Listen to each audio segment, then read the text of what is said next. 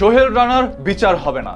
স্বরাষ্ট্রমন্ত্রী নিজেই বলেছে এটা মধ্যযুগ নয় যে আসামিকে ধরলাম আর বিচার করে দিলাম। এখন তদন্তের দরকার, আর সেই জন্য আরো সময়ের দরকার। সেই সময় কবে কাটবে? স্বরাষ্ট্রমন্ত্রীর এই বক্তব্যের পর অনেকেই তার পতন চাচ্ছেন।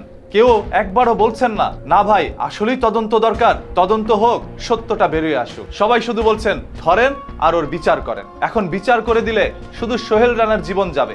তবে সোহেল রানাকে দিয়ে কেউ একজন যদি এই ধরনের কাজ করিয়ে থাকে তাহলে সে বেঁচে যাচ্ছে। যেমন কেউ বা কারা দাবা খেলছে, সেই দাবার গুটি হচ্ছে রামিসা এবং দাবার চাল হচ্ছে সোহেল রানা।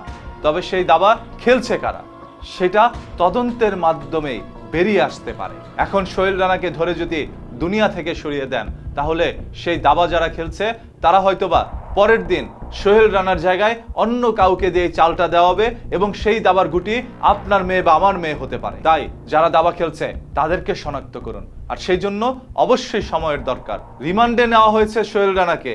এখন এই রিমান্ডের বিরুদ্ধে অনেকে কথা বলছেন, যেখানে আসামি নিজের মুখে স্বীকার করে নিয়েছে আমি এরকম একটি অপরাধ করেছি, সেখানে আর রিমান্ডের কি দরকার? রিমান্ডের দরকার এই জন্যই আছে যে সোহেল রানাকে দিয়ে কি অন্য কি এই ধরনের কাজ করিয়েছে কিনা, বা সোহেল রানা শুধুমাত্র রামিসার সাথে এরকম কোনো কাজ করেছে নাকি আরো কোনো মেয়ের সাথে এরকম কাজ করেছে।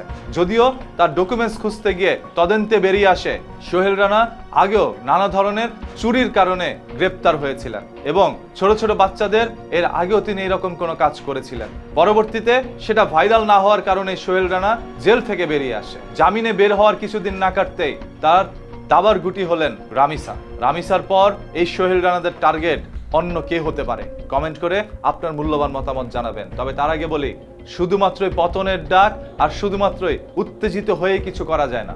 ঠান্ডা মস্তিষ্কে একটু ভেবে দেখেন সোহেল রানাকে দিয়ে কারা এই ধরনের কাজ ঘটিয়ে থাকতে পারে। তাদেরকে কি ধরা প্রয়োজন নাকি সোহেল রানার জীবন নেওয়া প্রয়োজন? তবে হ্যাঁ, প্রকাশ্যে যদি এরকম একজন সোহেল রানার বিচার করা হতো এবং খুব দ্রুত করা হতো তাহলে হয়তোবা এই অপরাধ সংগঠিত একটু কমে আসতো। কারণ আপনার আশেপাশেই একজন সোহেল রানা ঘুরে বেড়াচ্ছে, আপনি তাকে শনাক্ত করতে পারছেন না যতক্ষণ পর্যন্ত সেই সোহেল রানা তার আসল চরিত্র আপনাদের সামনে না ফুটিয়ে আনবে।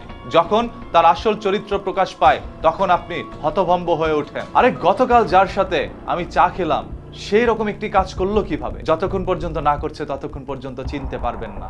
তাই আপনার সন্তানের নিরাপত্তা, আপনার নিরাপত্তা আপনি নিজে নিশ্চিত করুন। অন্য কেউ আপনার নিরাপত্তা দিতে পারবে না। যে দেশের মধ্যে রসুখারা এখন পর্যন্ত হাজতে বসে আপনার ট্যাক্সের টাকায় ভাত খায়, সেই দেশের মধ্যে এই সোহেল রানার যে বিচার হবে সেটা আপনি কিভাবে নিশ্চিত হলেন? এই সোহেল রানাও জেলে বসে আপনার ট্যাক্সের টাকায় ভাত খাবে, আপনার সন্তানকে দুনিয়া থেকে সরিয়ে দিয়ে। রামিসার বাবা এই ঢাকা শহর ছেড়ে দিয়েছে, সে তার গ্রামের বাড়িতে চলে গিয়েছে। ঢাকা শহর থেকে তার যেরকম মন উঠে গিয়েছে সেরকম ভাবে তিনি এখন বেঁচে থেকেও যেন মৃত। সন্তানকে হারানোর পর কোনো বাবা মা বেঁচে থাকতে পারে না। যারাই বেঁচে আছে তারা শুধু নিঃশ্বাসটা নিচ্ছে, ভিতরে তারা সেদিনই মারা গিয়েছে। রামিসার বাবাকে যদি আজ কোটি কোটি টাকার বান্ডেল এবং স্বর্ণ মুদ্রা সবকিছু সামনে এনে রাখেন, তারপরও রামিসার বাবা বলবে আমি আমার রামিসাকে ফেরত চাই, আমি এগুলো কিচ্ছু চাই না। তার মুখের এই হাসিগুলো আজ মিথ্যা, তার সত্য কান্নাগুলো লুকোনোই থাকবে, সেগুলো আর কোনোদিন সে প্রকাশ করবে না। এইভাবে আর কত রামিসার জীবন নিয়ে তার সংসারটা শেষ করে দিবেন, আর কত বাবা মার জীবন ধ্বংস করে দিবেন, আর কত রামিসার জীবন গেলে এই রাষ্ট্র সেই অপরাধীর বিচার করবে।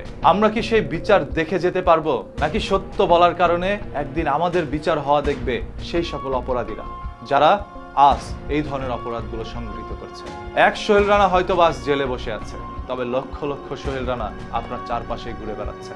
তাদের হাত থেকে কিভাবে নিরাপত্তার চাদরে ঢেকে রাখবেন আপনার সন্তান?